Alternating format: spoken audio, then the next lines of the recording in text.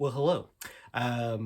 In the continuing series of things people did not ask for, here is a small update on not only my, I guess, continuing collection of music in physical media form, but also just stuff I've been listening to over the past month.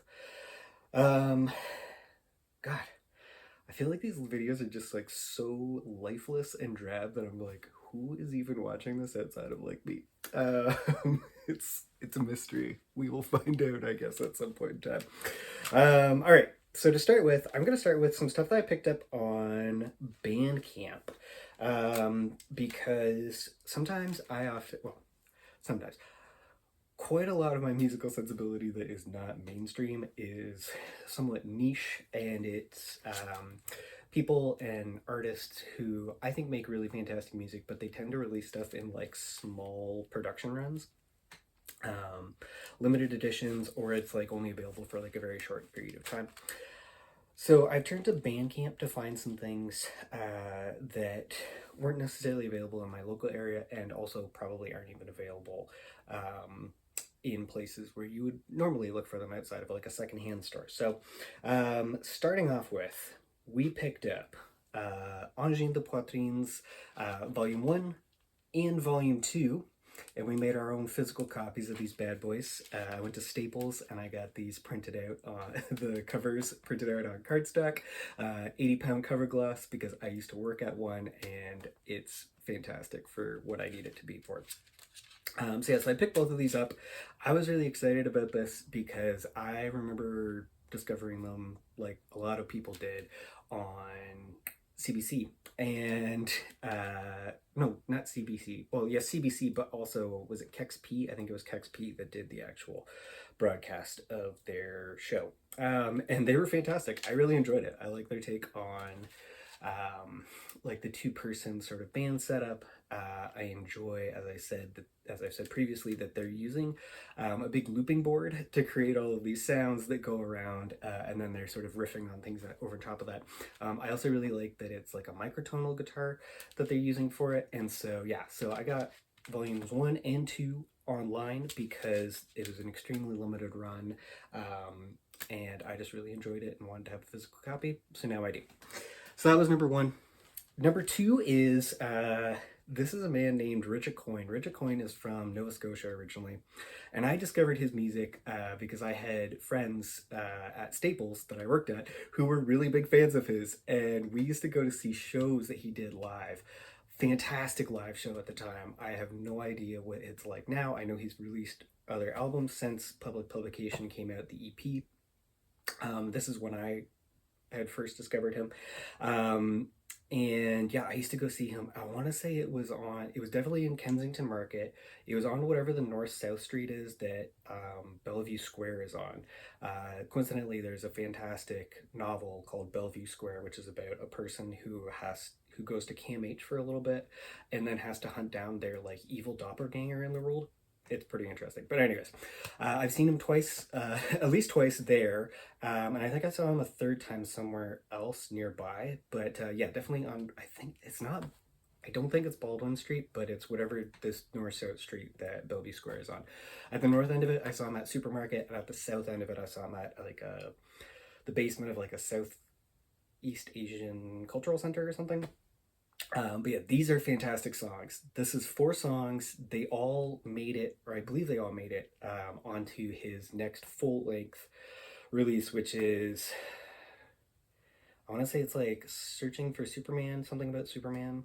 Um, and, anyways, this is fantastic. It's kind of like Daft Punk meets like the Beach Boys, and it was just great. I loved his live show, so much energy.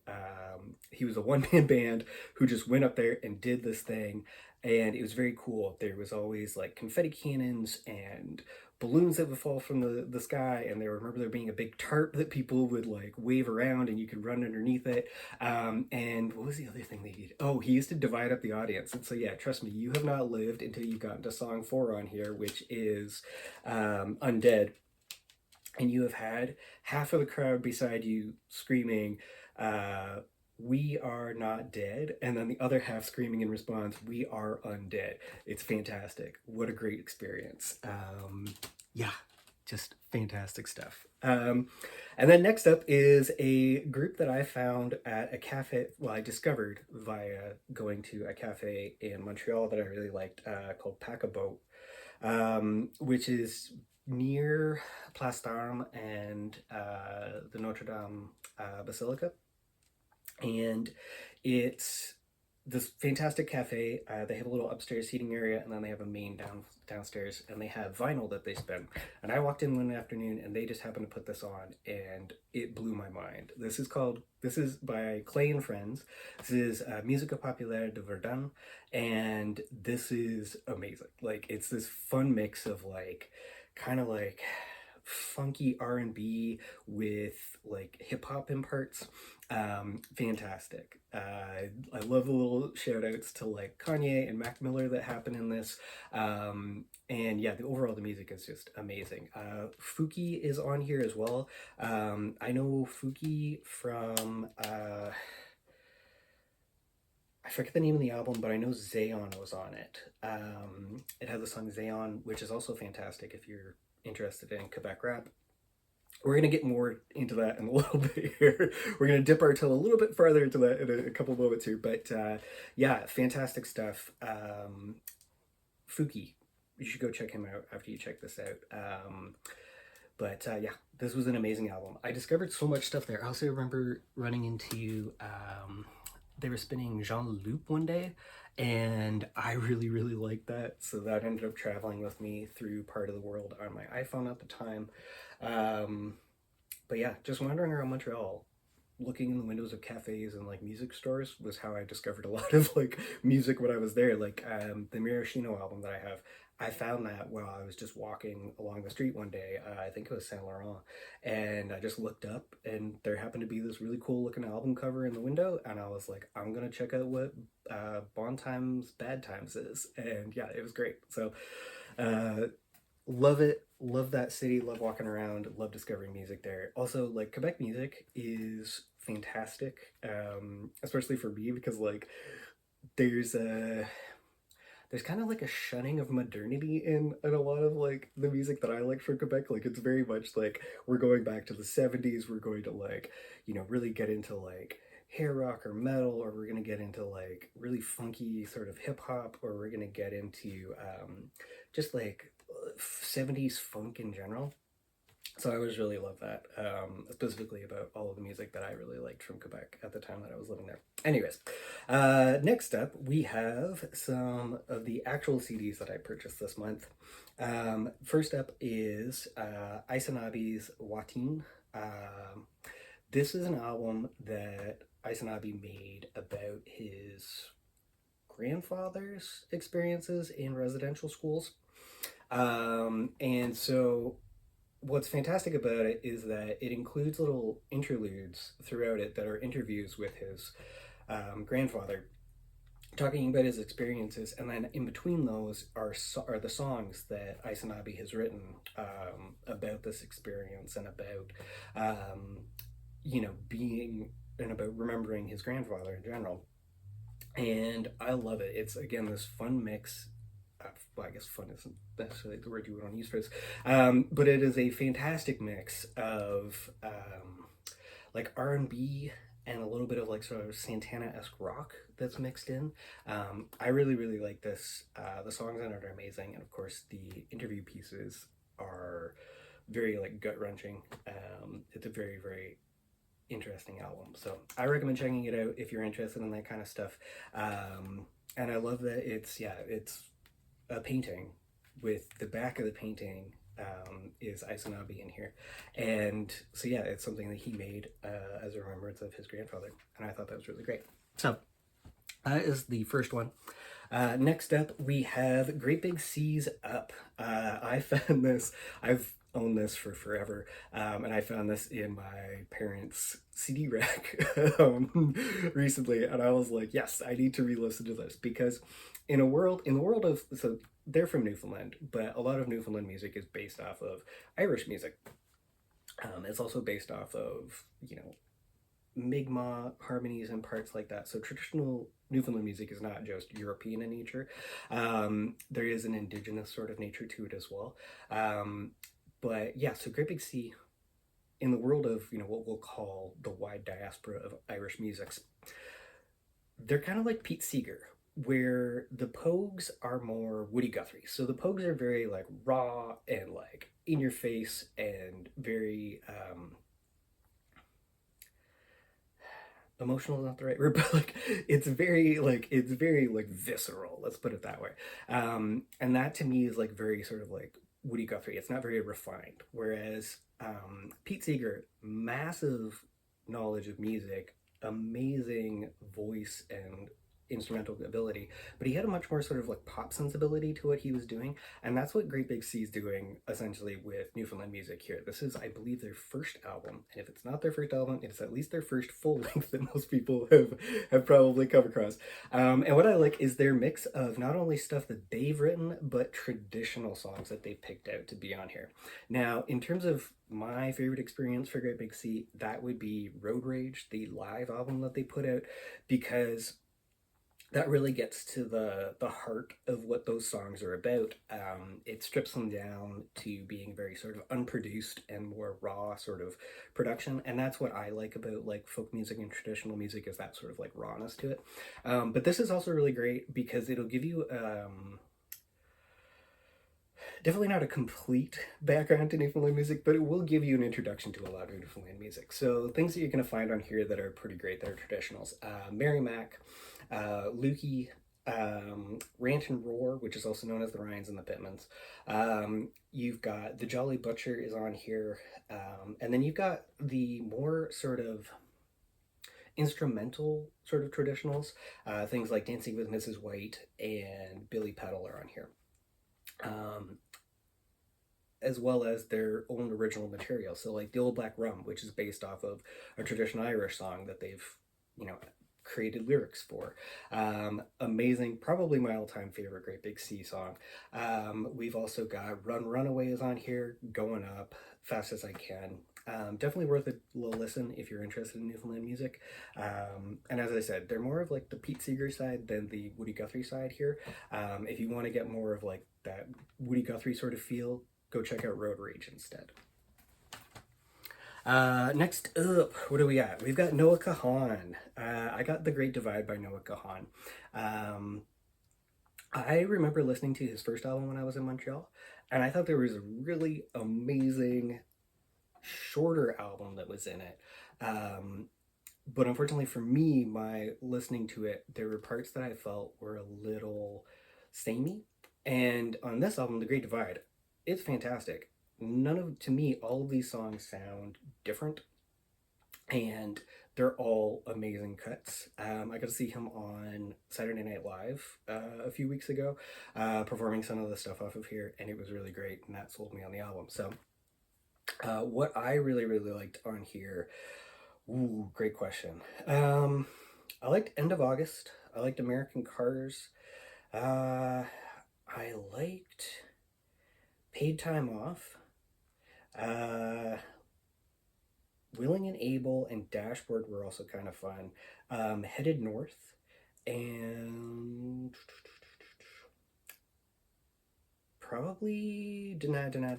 These are ones that stayed out to me from this album. Really cool stuff. Really happy to have picked up some Noah Kahan for my library. All right. I said we were going to dive into a little bit more of like Quebec hip hop, and next up we have Loud. This is Aucune Promesse, which is No Promises. This is, I don't know, maybe his second or third album. I'm not as well versed in Loud's history as maybe I could be, but this was the first one that I ever came across by Loud. And what's great about this is there's a lot of references to sort of like early like Chipmunk Soul, sort of like Kanye on here, in terms of like production and stuff like that. And then there's also a very like synthy sort of like electro hip hop kind of thing going on at times. both of which are fantastic, both of which he sounds great over. He's frequently rapping in both English and French throughout these songs. And even his like flow itself at times reminds me of like a Kanye West or a Jay-Z. So yeah, so I really liked Loud. I remember listening to this a lot when I lived beside the Bell Center. I was a couple blocks away from it over at Guy and Saint Antoine. And yeah, this was great. Stuff I would check out on here if I was you. Provider. I said what I said. Hold Up is fantastic. I would also pick. I was gonna say Hometown Hero, but that might not be the actual name of the song. That might be Number 10. Number 10 might actually be the chorus of it is Hometown Hero. And then we have Win Win with Impost and Raccoon is on here. Raccoon's also fantastic in and of himself. Go check out the song Black Card if you're interested in what Raccoon is up to. But yeah, some good stuff in here. I'm trying to think of who did. I think his name's D-Track, and he did a song called Sans. Is it Sans Deux? He's I think based in Gatineau actually, so that's near Ottawa. Also fantastic stuff. But yeah, that's a little slice of the Quebec hip hop that I really like. Loud, Fouki, Clay and Friends to some extent. Because they're not, I wouldn't say that they're fully hip hop, and Miroshino. That's where I would start. But obviously other people. Oh, and Calamine. I completely forgot about Calamine. I keep meaning to get Bulletproof by Calamine, and I'll probably take a look on Bandcamp for that at some point in time, because that's also a fantastic, to me, sort of slice of like Montreal rap. It's very like a lot of the times the similarities between a lot of these things are that they're very like laid back and kind of like jazzy in their construction, and I really like that about it. All right, because I like my hip hop to sound like summer. That's why. I don't mind hip hop that's like aggressive and loud and like that's fantastic in and of itself, but I prefer hip hop that sounds kind of like summer to me. And speaking of hip hop that sounds like summer, next up we have Swimming by Mac Miller. So I picked up Swimming. I already have Circles. This was my sort of introduction to Mac Miller. When I moved home during the pandemic, the first time, I used to sit out, lay out on the septic bed and stare at the clouds and listen to Spotify. And there was two albums that I listened to a lot at that time. One was Mac Miller's Swimming, and the other was Ariana Grande's Positions. And yeah, I would just lay out there and stare at the sky. So this has like stuck with me from that experience, and I really liked it. God, just trying to pick up. I think every song on here is a must listen to, but like if you really desperately need somebody to be like, I think you should check out like these 3 to 4 songs. I think Come Back to Earth is fantastic. Hurt Feelings, What's the Use, Self Care, Small Worlds is great. Jet Fuel 2009, but really listen to the whole thing. It's great. So yeah. After that, we got what is probably my favorite. Is that fair to say? Yeah, that might be fair to say. This is my favorite hip hop group of all time. And what I like about this group, this is Outkast, what I like about them is that they had the Dungeon Family who were with them. And so the Dungeon Family's, laying down these beats behind them as a live band that they're just going to rap over. I got to see them in concert one time. It was phenomenal. And, if you ever do get the chance, if they ever go on tour again with the Dungeon Family, you should absolutely check them out that way, because that is, I think, the preferred Outkast experience. So this is a cool kind of set that I have 2 of these now, and I think they're made by Sony for the most part. As long as the artists had to deal with Sony I think has started to make these, and they're little 3-album collections. And what they've done is they've actually taken each individual CD and they've reproduced in like miniature form what the vinyl cover would look like for these. And so these are just amazing. And I thought that was a really cool packaging concept. And also a really cool way to build out like a music library and to quickly get, you know, a number of items from an artist that you might want to study. Um, so yeah, we've got AT Aliens, Aquemini, and Stankonia on here. All three amazing albums in and of their own right, and of Outcast, ooh, this is them at like their creative height. I think the only ones that are missing are what Southern Playalistic Cadillac Music is the first one that comes before AT Aliens, and then after that is the Speaker Box Love Below. Um, so yeah, and then is it Idlewood? Is that the name of the soundtrack that they did? I think it's Idlewood. Anyways, this amazing collection. I don't even know where to start. I would have to say, of the three of these, probably my favorite, the one that I definitely spent the most time with, the Stankonia, because that was the one that I got when I was a teenager and started listening to. But over time, I would say AT Aliens has probably grown on me the most. So at this point in time, it's probably AT Aliens. Though Stankonia, as I said, is the one that's probably most ingrained in my memory. But just to give you like a couple highlights off of each of these albums of what I think you should listen to.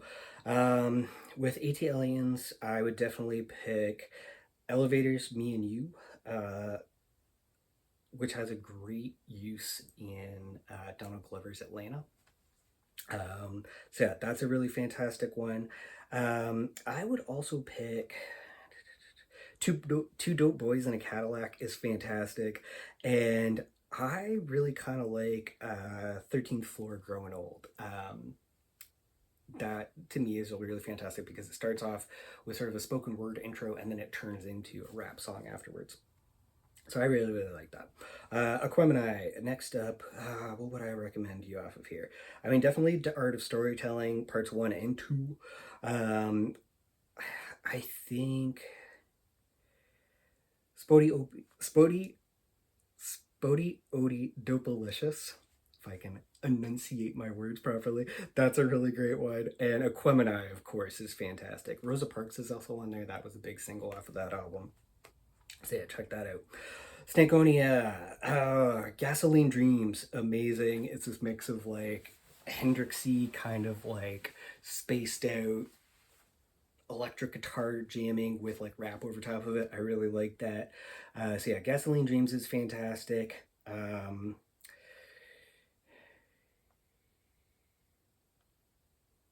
In terms of its beat, I really love We Love These Hoes. That just popped into my head and I was like, yeah, that's pretty fantastic. And then of course you have like the big hits off of here like So Fresh So Clean, Ms. Jackson, Bombs Over Baghdad, Red Velvet, and everything else that's on here that goes into make this such a great album. But yeah, We Love These Hoes stands out to me. Gasoline Dreams is fantastic. And if I had to pick one other one that's maybe not a hugely known song off of it, Humble Mumble. That's a pretty good one. So that's what we got there. Next up, we have two albums that I picked up by Maisie Peters. First off is You Signed Up for This. This was her first album. And I remember listening to this on streaming and thinking, this is actually really cool. I like her ability to offer these sort of like intricate observations about what's going on around her in lyrical form. And so, yes, I really enjoyed that. And I was sold off of that. So, yeah, so if I'm you and I'm, you know, not her target audience and I'm wondering what should I listen to off of here that I'm going to like, I would definitely pick John Hughes Movie is fantastic. Um, Psycho's good. These are all probably the really big known ones. I think Brooklyn and Volcano are also two other ones that stood out to me. And so yeah, I really enjoyed that. And Maisie Peters is somebody who I'm interested in spending some more time sort of listening to. And the reason for that is this month, I decided to spend most of my time when I wasn't listening to new stuff, listening to either the Rolling Stones or the Tragically Hip to see how that might work with my sort of songwriting ability or with my playing ability on guitar. And I think Maisie Peters has just a really interesting sort of like viewpoint and narrative in her lyrics that I want to spend more time sort of listening to and trying to digesting going forward. So after that, I picked up her third album. This is Fluorescence.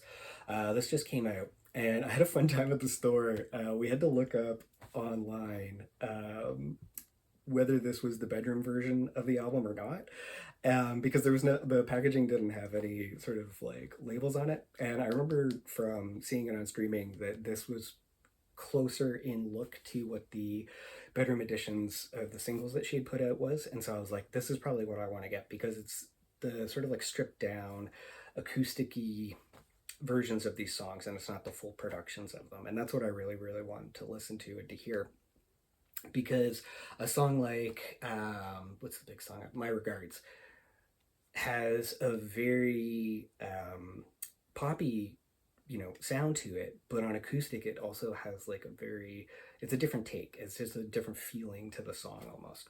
So I really like that about it. What did I really like on here? I definitely, Say My Name in Your Sleep was fantastic. Kingmaker was really fun. My Regards was great. Um, I also kind of like Flat Earther. I like the, you know, the take on being a flat earther and how that worked for like a love story. That was really, really great. And if I had to pick one more, I guess Vampire Time. I'm going with Vampire Time, or If You Let Me. But yeah, that's what I would recommend. And yeah, as I said, this is the bedroom version of it, as opposed to the regular version of Fluorescence. So this is the stripped down sort of acoustic version, and then if you get the regular version, that'll have all of the studio production that you could possibly want for those songs. But I think they sound fantastic just like that. So that's the version that I wanted, and that's the version that I got. All right, next up, as I said, I spent some time listening to the Rolling Stones. So I picked up Hot Rocks 1964 to 1971. I have a lot of their studio albums from this time period, but occasionally it's nice to just have like a quick hits, you know, a greatest hits package that you can listen to anywhere at any time. And so this was what I picked up for that. I used to have 40 Licks at one point in time, but I didn't want more of their newer stuff. I wanted more of their sort of like initial period of being together, because I was trying to listen for certain things. Um, and so I know, like, for example, Keith Richards, you know, idolized Chuck Berry to some extent. And I was really looking, like, I know from listening to this that a lot of what they're playing sometimes has that quality, but it's not the only influence that you hear in it. And so one of the things that I pulled out of listening to them is that they do have, there's this very sort of like R&B vibe that goes on with a lot of their sort of like earlier 60s stuff.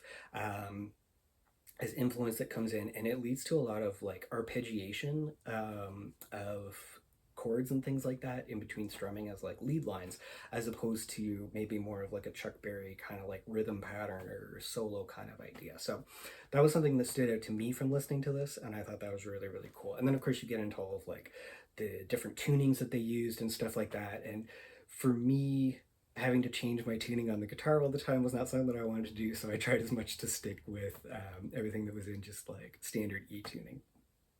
But yeah, fantastic collection here. I believe they now have the rights to this again, so if you buy it, you don't have to feel bad that somebody else is getting the money from it. And yeah, what would I recommend that you listen to on here? I think I Can't Get No Satisfaction is like an all-timer that you should check out by the Rolling Stones. What I like about that is that that song contains an error, a sonic error in it, and it's still a hit record.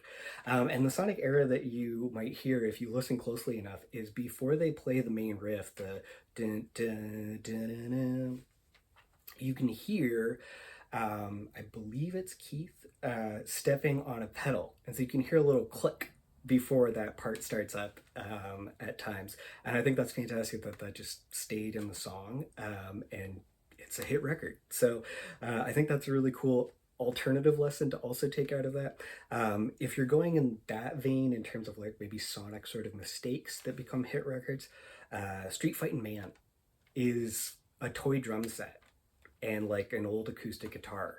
that's what that song is built off of, and it's a hit record, you know what I mean? So like you shouldn't feel that you have to spend, you know, thousands upon thousands of dollars as a musician. You just need to have, you know, the technical ability and yeah, have a foundation of technical ability and just the nerve to actually do the thing, and you can have a hit record. So yeah, those are two that I would definitely check out if you've literally never heard of the Rolling Stones before. Otherwise, I would say Gimme Shelter is fantastic. Jumpin' Jack Flash is great. Wild Horses and I'm trying to think of what I like from their earlier sort of stuff. I'm gonna say Play with Fire is pretty good. That one always stands out to me. For just like mix like vocal performance on it, that's a pretty good one. Play with Fire. All right, next up, what do we got? So I have a Tragically Hip greatest hits collection already, and I have a few of their solo, like their studio albums. I shouldn't say solo. I have a few of their studio albums. I do have some solo Gord Downie work as well, but I do have a number of their studio albums.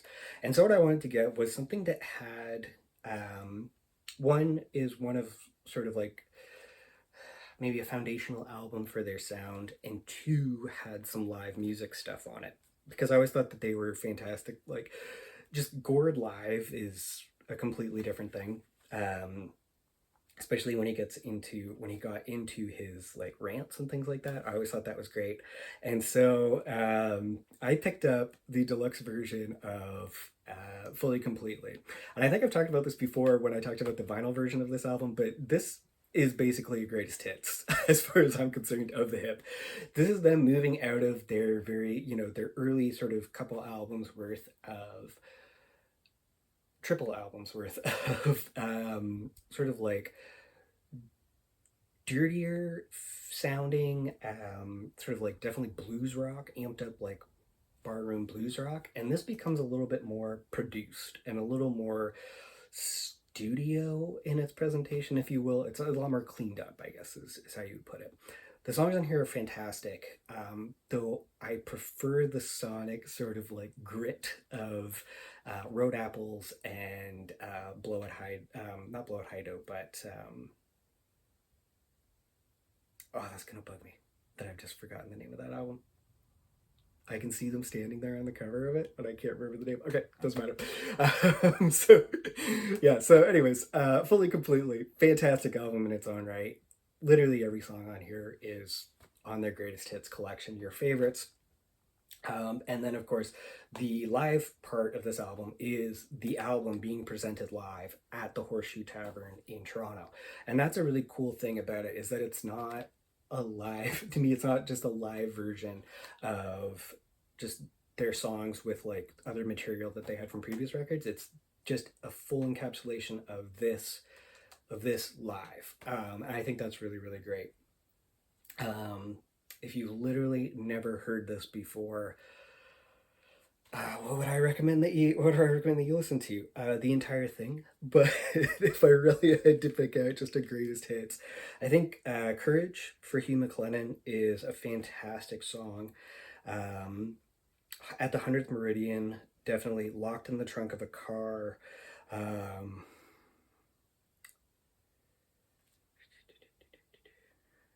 Looking for a Place to Happen.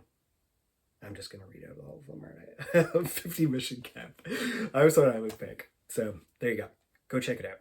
And I loved Gord's intro with the Happy Birthday, Mr. President. It was fantastic for the live side of it. So yeah, great stuff. Next up, we have A Tribe Called Quest. This is People's Instinctive Travels and the Paths of Rhythm. I need to read it so I get it correct, because sometimes I mix up the order of the words on that. But yeah, Tribe Called Quest. Speaking of summery hip hop, this is like the foundation of that for me. So, what I love about this album is just how fun it sounds. They just seem like they're having the best of times possible, making some stuff that they think sounds cool, and that's ultimately all you really need to do to make a really cool CD, I think. Yeah, what do we got? We got Push It Along is amazing. Luck of Lucian. I Left My Wallet in El Segundo. Bonita Applebum. Can I Kick It, which has that sweet sample of Lou Reed's Walk on the Wild Side. Amazing. What else do we got? Ham and Eggs is fantastic. Go Ahead in the Rain. It's just amazing. I really love this album. And this is, to me, it's a foundation of that sort of like summery sort of hip hop sound that I really, really like. And so I was very happy to get that. I suppose, I guess, to some extent, the other extreme of that is like Will Smith and DJ Jazzy Jeff's like Summertime is what we're really going for there. But yeah, that to me like is the foundation of that, the touchstone of where I like to go to with hip hop that sounds like that. And what's fun about this is that not only are we next up in line alphabetically of the stuff that I got, but it also has a connection because Q-Tip shows up on Fear of the Dawn by Jack White. I went and picked this up because I got No Name by Jack White, and I really enjoy Jack as an artist. I like what he does with things. And I've listened to like his first couple of solo albums. I want to say Blunderbuss and Lazaretto. They did not have them in CD copy, so I did not buy them in CD copy, but I would think about picking them up. But they did have Fear of the Dawn, and this was really, really cool to me. Because I remember listening to this, I want to say in like 2023 probably, is when I sort of came back to listening to, like searching up albums that I wanted to listen to in full, as opposed to just getting sort of like singles and stuff off of Spotify. And this was one that definitely drew me back to the idea of listening to a full album.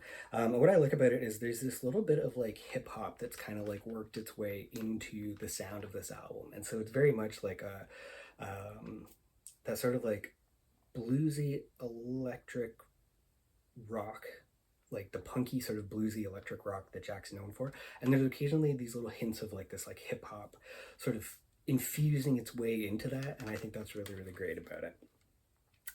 If you have never heard this before, what would I select? What would I select for you to check out on here? I think Taking Me Back, Fear the Dawn, itself. I think What's the Trick was really fantastic, and I'm gonna pick Heidi Ho, the song with Q-Tip. So there you go. Go check that out if you're interested. All right. Next up, we have the last of the CDs that I collected this month. And this is another one of the 3 CD collections. This is the Wu-Tang Clan's version of it. And so again, it's a Sony Music product. And so I'm pretty sure it's just Sony that did this. And it's, you know, CD versions of the albums, but they have these miniaturized like versions of the vinyl covers on them. I thought that was really, this is just a really neat packaging idea. And so I love this in and of itself. At first, when I picked it up, I for some reason thought Wu-Tang Forever was going to be on here, and then I remembered that it in and of itself is a double album, so it's like if that was on here, it would just be a 2-album set with 3 CDs. But yeah, what's on here is fantastic. Obviously, Wu-Tang Clan's Enter the Wu-Tang 36 Chambers, a classic not only for the Wu-Tang Clan, but for hip-hop in general. In a lot of ways, it doesn't get better than that. It's just fantastic. RZA's production, all of the members of the Wu-Tang Clan being on it. It also contains the song Method Man, because I think Method Man was on his way to serve a sentence beforehand, and so in order to put out all the CDs in the order that they wanted to, they had to drop that first with Method Man on it, and then I think they had to put out Method Man's to Cal like as soon as possible afterwards, which was on Def Jam, and so a different label to this. And then after that, you get into all of the first of the Wu-Tang Clan, which is what I'm more sort of familiar with, is their first albums than their maybe extended oeuvre after that. So I'm thinking things like Liquid Swords by GZA. I'm thinking,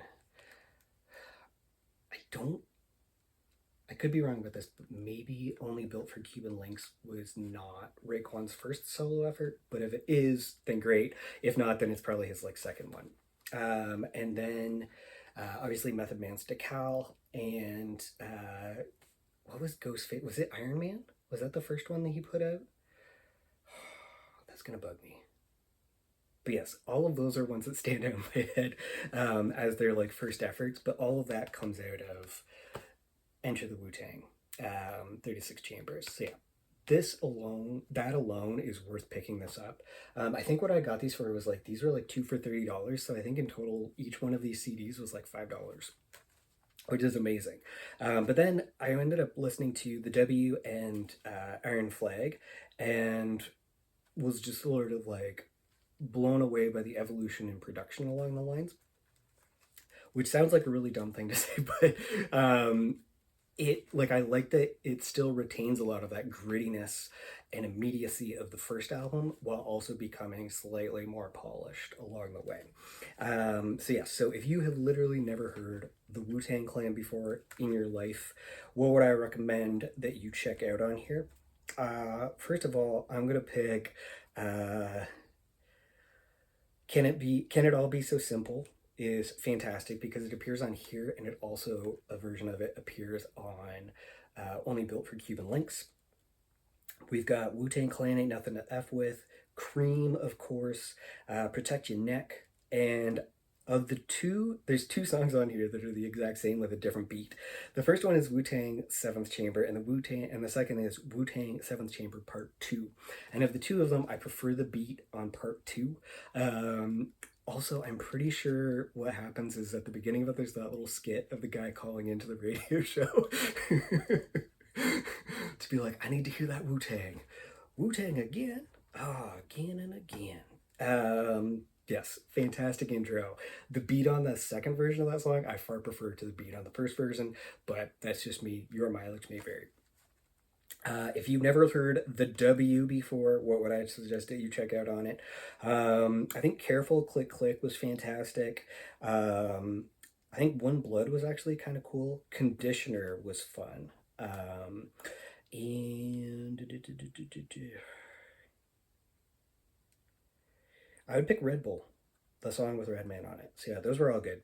Off Iron Flag, what stood out to me was In the Hood, Soul Power, and Back in the Game were all ones that stood out to me off of Iron Flag. So if you do happen to have the opportunity to get this and you've never gotten Wu-Tang before, check it out. If you have checked out Wu-Tang before and you don't own anything by them, totally pick this up. It's well worth it. So yeah, so that covers all of the CDs that I got, and now we're on to our vinyl collection. So what do we have here? We have, first up, the Black Keys' Peaches. I saved the sticker off the front of it because it's scratched the sticker, and I thought that was great. But what I thought was really cool about this album was I got to listen to it a little bit in the store before I ended up buying it. And what I liked about it is that they've expanded out their roster, because they started off as just two people. It was just Dan Auerbach and Patrick Carney, just jamming out drums and guitar. And now they've got like a full band backing them up. They've got 2 extra guitars and a bass. And yeah, it sounds fantastic. It's very cool. It's very much that kind of like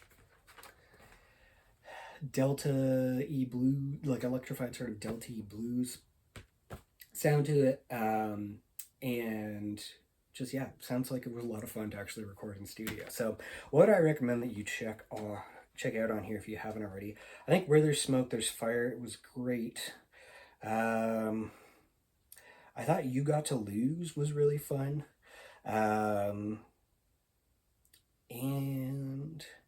Nobody But You, Baby, as well as Fireman Ring the Bell. Yeah, all of those were really, really good. And I really, really liked it. But overall, the entire thing was fantastic. So I recommend checking it out if you like the Black Keys, or if you just like that sort of like dirty, electrified Delta blues kind of rock. Next up, we've got the other album that I was talking about with Mac Miller. This is Positions by Ariana Grande.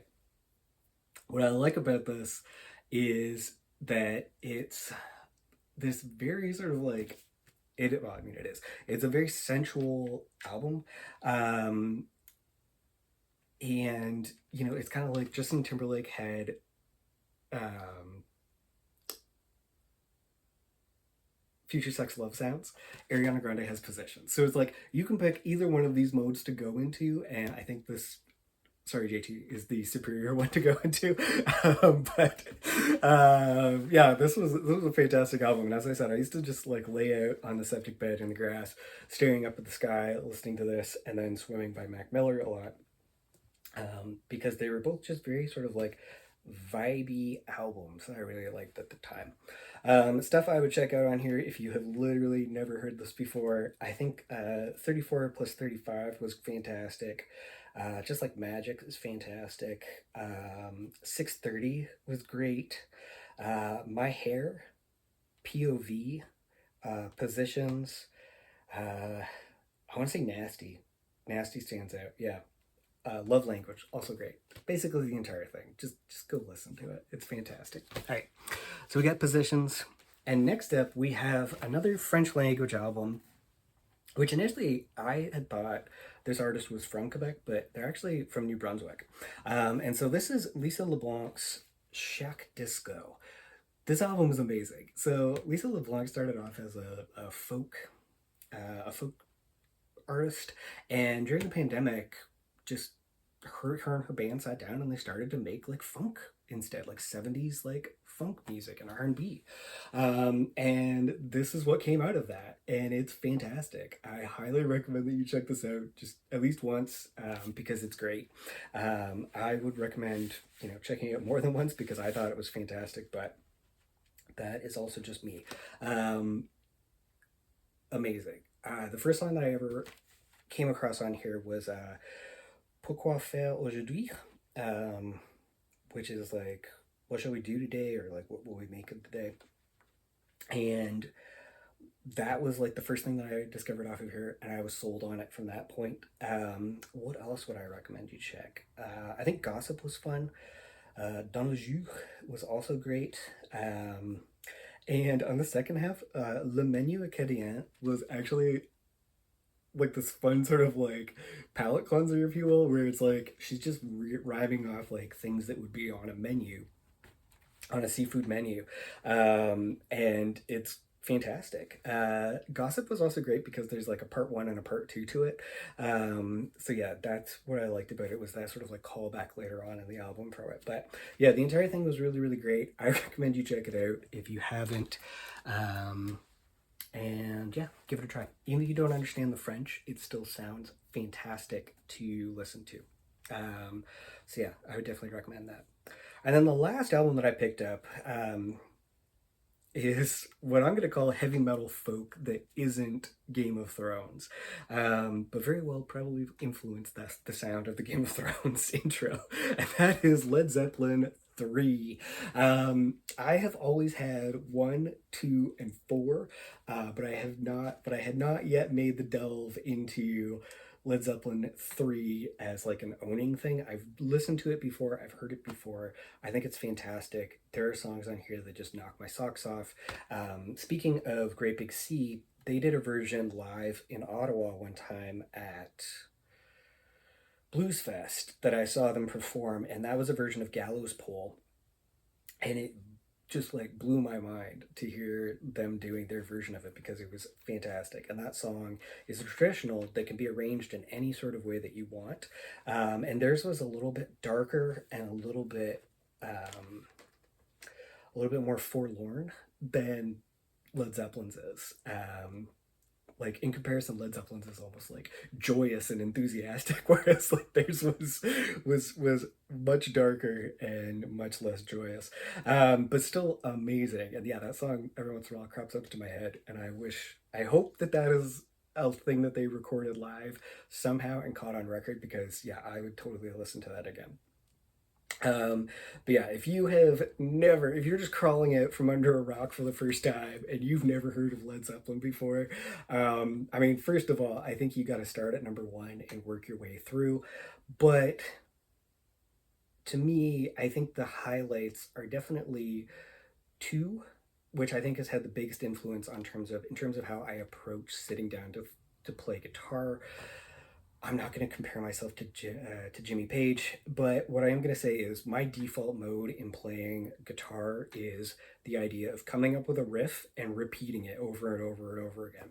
And that comes out of like Led Zeppelin just in general, but specifically Led Zeppelin 2, trying to figure out something that sounds very rhythmic and interesting and that kind of like makes you move a little bit, but also you can just repeat ad nauseum as a guitarist and like it doesn't feel like it gets old. So like 2 stands out the most in my memory of stuff. And then if 2 is sort of like, what the hell was it that they people always describe it as? It's like nuclear, it's like a nuclear apocalypse blues essentially. This is the equivalent for folk music. There's some blues on here, but I would say this is definitely more folky kind of stuff that's on here. And it's just fantastic. Immigrant Song is on here. That kicks off the album. Probably the best known song off of here. And just everything afterwards is amazing. Though it, in terms of the rest of the stuff, it sounds a little bit toned down from like 1 and 2 for sure. Friends is fantastic. Celebration Day, Out on the Tiles is probably my second favorite cut off of this album. Gallows Pole, as I've said, is my personal favorite, because it's just a fantastic song. In and of itself, the fact that it's traditional, it's being updated, and then I've heard other people do it in fantastic ways, that just stands out in my head. Tangerine as the little sort of like soft palate cleanser after all of that is fantastic. And of course, you know, Bronny or Stomp is the other one that stands out to me. But yeah, everything on here is fantastic. If you really wanted to get, most people will probably go for 4 because a lot of people learn how to play Stairway to Heaven on guitar. And that's the thing that they learn. But I think you get the most value out of Led Zeppelin if you get more into, I think 2 and 3 hold maybe the most value in the sense of like you get into blues, you get into folk, you get into the hard sort of like side of those things, you get into the, you know, the riff sort of idea and the repetitious playing of that. And then like 1 is also pretty good if you want to just learn like different stuff that you can like stitch together, taking parts of things and stitching them together, which would probably be the best example of that would be what is the last song on that, where it's like they call me the hunter, that's my name. It's gonna bug me, but yeah, that's a fantastic riff. But like there's like 3 or 4 parts to that song, and they're all just like stitched together expertly because Jimmy Page and John Paul Jones just had this like connective ability with John Bonham to be able to just like stitch all those things together for Robert Plant to obviously sing over top of. So yeah, that's been everything that I picked up in the past month, and we're going into June, so we'll see what we come up with out of June. I know Paul McCartney's got a new album that just came out, and as I said, I feel like Calamine's Bulletproof will probably be the next one that you hear me talk about. But yeah, that was a pretty good haul, and I guess, oh man, if I had to pick just like another 2 artists that I would listen to going forwards out of that, I think it's time for me to sit down with more of like Led Zeppelin again, because that's again like just my default sort of mode. Either Led Zeppelin or Jack White would be pretty good for that. And if I had to pick one other person out of all of this, I would pick Richard Coyne. Yeah, I think he does stuff like harmony-wise that's really interesting.